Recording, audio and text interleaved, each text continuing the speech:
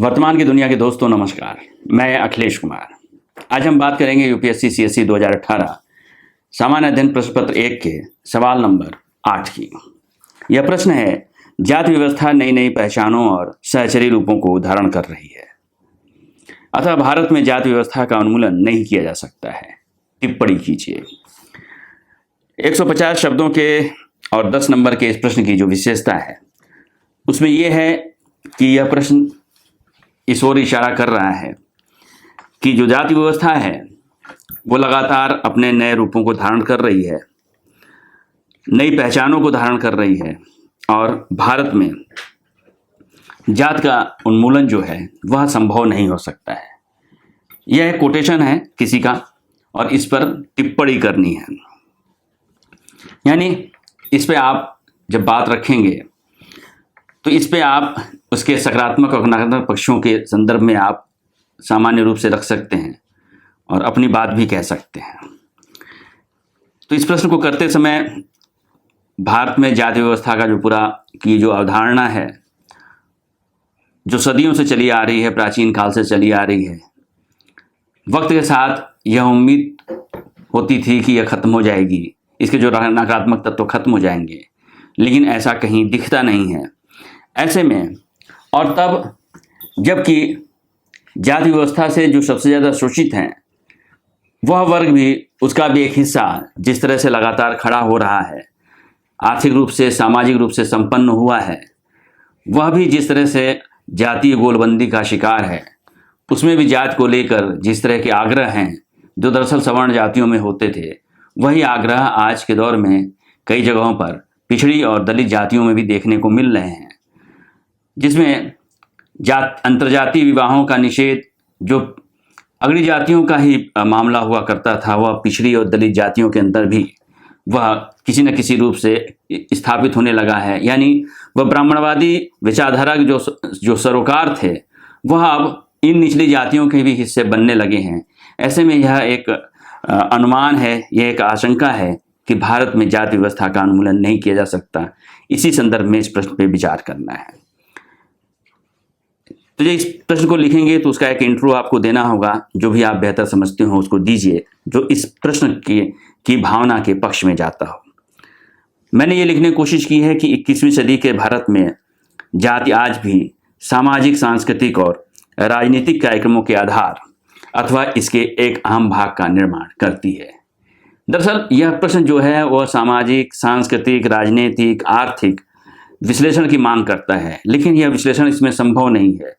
इस पर टिप्पणियों की मांग करता है, लेकिन इतनी लंबी टिप्पणियां इस पर संभव नहीं है, क्योंकि आपको अपने प्रश्न का जवाब 150 शब्दों में देना है। इसलिए संक्षेप में आप उन स्थितियों से गुजरकर आगे बढ़ने की ही जरूरत है, जिससे यह स्पष्ट हो कि आप दरअसल इस पे आपके विचारों में एक स्पष्टता है। सफाई और मैला ढोने जैसे सार्वजनिक कार्यों में तकनीकी विकास के बावजूद इसका स्वरूप नहीं बदला है। इसे संचालित करने वाले कुछ खास जातियों से ही आते हैं। आज भी समाज की जो दलित जातियां हैं उनका ही एक तबका सफाई और मैला ढोने वाली परिस्थितियों का शिकार है। आज भी इस देश में करीब 4 लाख लोग ऐसे हैं जो मैला ढोने की प्रथा में शामिल हैं। या जो सफाई कर्मी हैं, उन सफाई कर्मियों के बारे में अगर आप जानने की कोशिश कीजिए तो अधिकांश जो जनसंख्या है उनकी वह किसी जात विशेष की मिलती है, वह भी जो दलित जातियों से आते हैं। तो इस तरह से यह प्रक्रिया जो अभी तक जो बदलाव नहीं आया है, वह बदलाव नहीं आना भी दरअसल इस बात को स्थापित करने की कोशिश करता है कि जाति व्यवस्था का उन्मूलन नहीं हो सकता है। आज भी भारत के कई क्षेत्रों में सार्वजनिक स्थानों और कार्यक्रमों में निचली जातियों का प्रवेश वर्जित है। आज भी आप हर जगह लगातार खबरों में सुनते होंगे कि इन जगहों पर पिछड़ी जातियों या दलित जातियों से आने वाले लोगों को मंदिरों में प्रवेश नहीं दिया जा रहा है, या सार्वजनिक समारोहों में इनवाइट नहीं किया जा रहा है, या उन्हें नहीं बुलाया जा रहा है। इस तरह की जो स्थितियां हैं वो वास्तव में जाति प्रथा के चंगुल को और मजबूत ही करते हैं। पिछड़ी और दलित जातियों में भी जातिगत सांस्कृतिक संकुलों का निर्माण तेजी से हुआ है, जिसकी बात मैं अभी कह रहा था। इन जातियों में संस्कृतिकरण के चलते अंतर्जातीय विवाहों के मामले में संकीर्णता बढ़ी है। ये जातियां भी अपने से इतर जातियां, चाहे वो पिछड़ी हों, चाहे दलित हों, या चाहे अगड़ी ही जातियां क्यों ना हों, उनमें अपने परिवार के वैवाहिक संबंधों को स्वीकार नहीं करते हैं अभी भी। यानी उन ब्राह्मणवादी संस्कारों को, जिन संस्कारों को लेकर पिछड़ा जो समाज का जो अगड़ा वर्ग था, या समाज की जो अगड़ी जातियां हैं या जो सवर्ण जातियां हैं, वह अभी तक जो रुख अपनाए हुए थी, उन रुखों को संस्कृतिकरण के चलते इन पिछड़ी जातियों और दलित जातियों ने भी अपनाया हुआ है, और वह अंतरजातीय विवाहों के मामले में उनकी संकीर्णता बढ़ी हुई है। आरक्षण के चलते जाति पहले से ज़्यादा राजनीतिक हुई है। निश्चित रूप से जब आरक्षण का लाभ मिला है, तो दरअसल इस आरक्षण के लाभ ने इन जातियों को एक वोट बैंक की तरह विकसित किया है, और इन जातियों के नेता और अन्य जो नेता हैं, उन्होंने उन सरोकारों को जिसके जरिए जाति प्रथा को खत्म किया जा सकता था, जाति प्रथा के जो नकारात्मक तत्व हैं वो खत्म किया जा सकता था, दरअसल उनका इस्तेमाल उन्होंने राजनीति करने में और राजनीतिक चेतना के इस्तेमाल में उन्होंने शामिल करना शुरू कर दिया है, जिससे जातिगत चेतना के विकास से जाति आधारित राजनीतिक पार्टियों का गठन और उनकी राजनीति में हिस्सेदारी मांगने की ताकत बढ़ी है। व्यापक पैमाने पर पूरे देश में जातियों के नाम पर छोटे छोटे संगठन बनने शुरू हुए हैं, और उन संगठनों के जरिए उन जातियों की राजनीतिक ताकत को तोलना शुरू किया गया है, और फिर उस राजनीतिक ताकत के ऊपर सत्ता में भागीदारी को लेकर तोल मोल किया जा रहा है।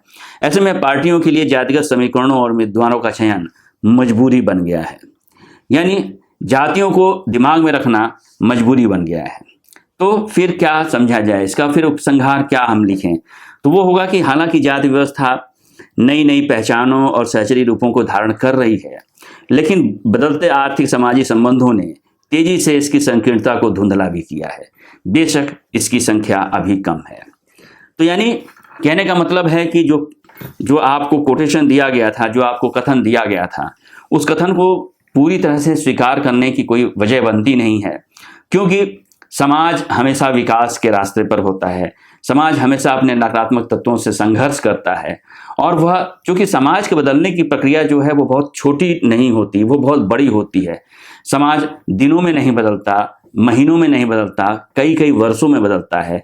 ऐसे संदर्भ में ये कहना कि जाति व्यवस्था का उन्मूलन नहीं हो सकता, यह मानने की वजह नहीं है, क्योंकि यह भी वजहें हैं कि भले ही छोटी संख्या में, लेकिन इन समस्त जातियों में, चाहे वह सवर्ण जातियां हों, पिछड़ी जातियां हों, दलित जातियां हों, इसमें चेतना का जो आरंभ हो रहा है, जो चेतना का प्रसार हो रहा है, जो ज्ञान का प्रसार हो रहा है, उसमें से जो प्रगतिशील युवा निकल के आ रहे हैं, जो नई चेतना, वैज्ञानिक चेतना से लैस हैं, वह उनकी भरसक कोशिश हो रही है इस बात की कि वह इस तरह के जातीय संस्कारों से अलग हटें और एक ऐसे समाज के निर्माण के बारे में सोचें जो वैज्ञानिक चेतना से लैस हो, जो वैज्ञानिक धरातल पर तार्किक हो, समाज को समझता हो, समरसता रखता हो और समानुभूति से चलता हो।